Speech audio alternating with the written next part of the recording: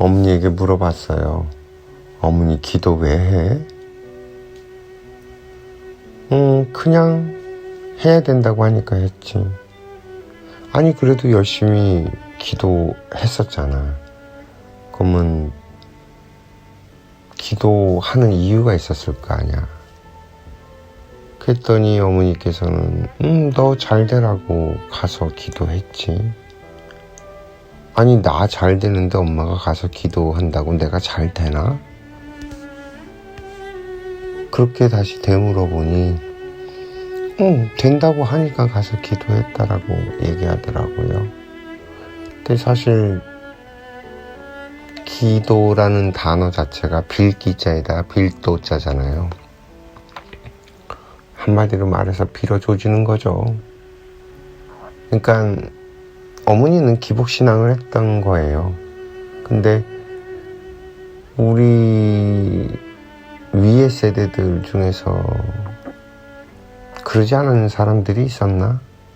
잘 모르겠어요. 일반적으로 대부분 신앙생활을 하고 종교를 갖는 사람들 중에서 신들에게 빌지 않는 사람이 없죠. 뭐 기독교도 마찬가지고 불교라고 해서 뭐 달랐을까요? 구인사는 좀 그나마 그래도 좀 독특했던 게 자기 기도는 자기가 하죠. 근데 다른 종단 같은 경우에는 예전에 제 기억으로는 스님들한테 가서 빌어달라고 돈을 주고 오고 시주를 하고 오고 그랬죠. 자기가 스스로 뭘 하진 않았어요. 그나마 구인사는 그것보단 좀 나았던 셈이죠. 그렇게 놓고 보면. 근데 과연 이게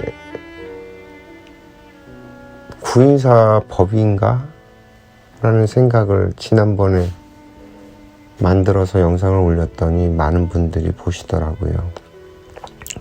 공감도 많이 해주셨고. 그래서 기도라는 단어를 쓰는 한 우리들은 기복신앙을 할 수밖에 없다.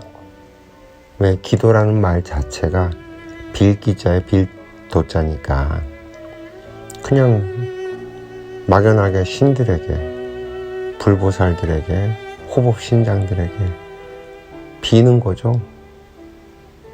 뭘? 내 소원 이루어달라고. 근데 복을 비는 건데 결국엔 불교의 가장 기본적인 원칙이라고 해야 되나? 법칙이라고 해야 되나? 이 세상에 존재하는 단 유일한 법칙이 있다라고 하면 인과율이에요. 불교도 그 인과율에서 벗어나지 않죠. 그래서 윤회사상, 사상이라고 얘기해야 되나? 윤회 법칙이 있다라는 걸 믿는 것도 인과율의 법칙에 의해서 그런 거고, 그렇게 놓고 얘기하면 내가 받는 복이라는 게 과연 누군가가 주는 건가? 공짜로 생기는 건가? 빈다고 얻어지는 건가? 그러지 않는다는 거죠. 내가 기억하지 못하지만 언젠가 분명히 내가 지어놨던 것들, 그것이 나한테 결과로 돌아오는 게 복이에요. 행운이고. 사람들이 행운이라고 얘기하는 것들, 재수라고 얘기하는 것들도 절대 행운이고 재수가 아닌 거죠. 내가 기억하지 못하지만 언젠가 분명히 내가 만들어놨던, 씨앗을 뿌려놨던 그것이 자라고 성장하고 어느 정도 때가 됐을 때 나한테 돌아오는 것 뿐이거든요. 이게 부처님들, 모든 불보살들이 얘기한 가르침이에요. 조사스님도 그랬고 이대큰 스님도 그랬고, 인과율의 법칙에 의해서 만들어지는 결과물일 뿐이다.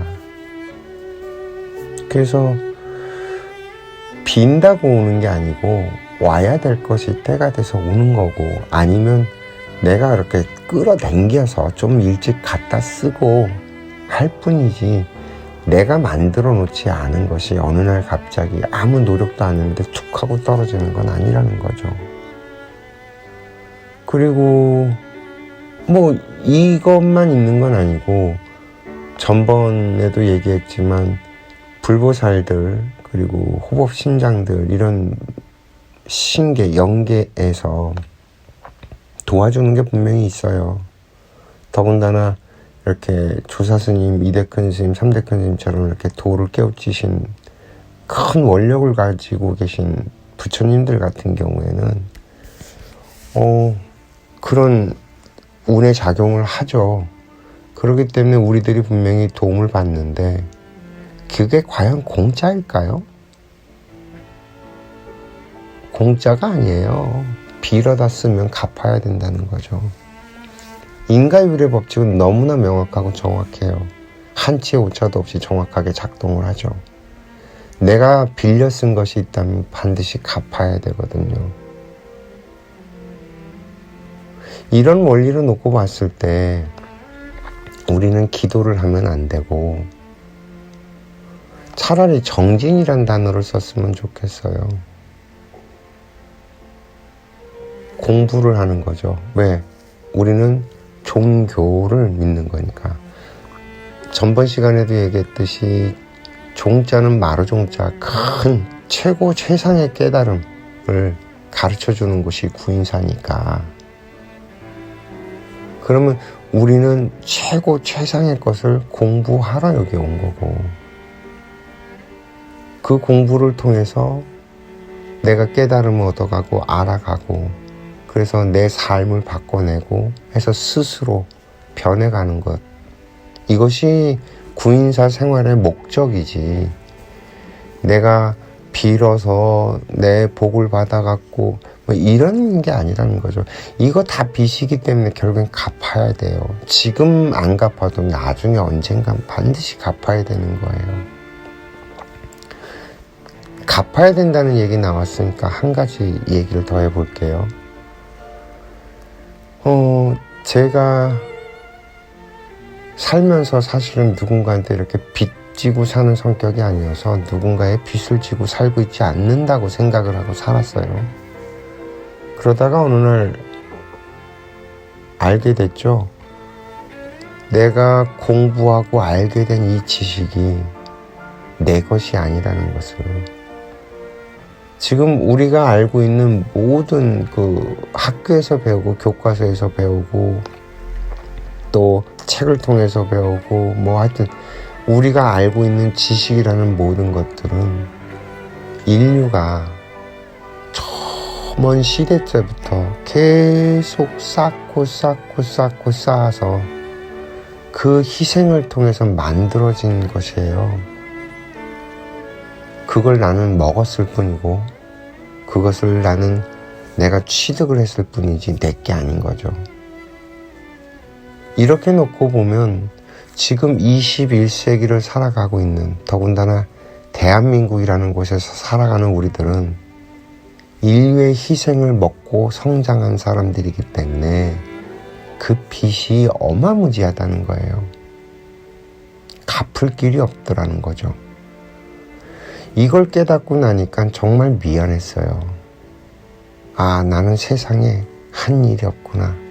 도대체 나는 이 빚을 어떻게 해야만 갚을 수 있을까? 이번 생을 살아가면서 내가 빚만 지고 살았구나.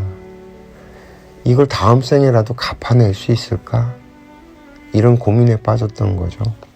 지금 우리 구인사에서 가르치는 모든 법도들이 있는데 이 법도들을 통해서 우리가 무엇을 깨우쳐야 되는가에 대해서 좀 심각하게 고민해 볼 필요가 있다는 생각이 듭니다. 그리고 기도라고 하지 말고 우리는 용맹정진을 하는 그런 정신으로 초발심 잃지 말고 정진을 해나간다라는 표현을 썼으면 좋겠어요. 이 말의 힘이 굉장히 크거든요. 기도를 한다라고 자꾸 표현을 하면 나는 기복을 할 수밖에 없어요. 기복신앙을 하게 되죠. 그러지 말고 우리 정진합시다. 저는 이게 더 정확한 표현인 것 같아요. 구인사신도라면 기도하는 것이 아니라 열심히 정진하는 것이다. 이대큰 스님 법문도 있잖아요. 게으른 자야 성부를 바라는가. 참 이 기가 막힌 표현 아닙니까? 우리 정진합시다. 시청해 주셔서 감사합니다.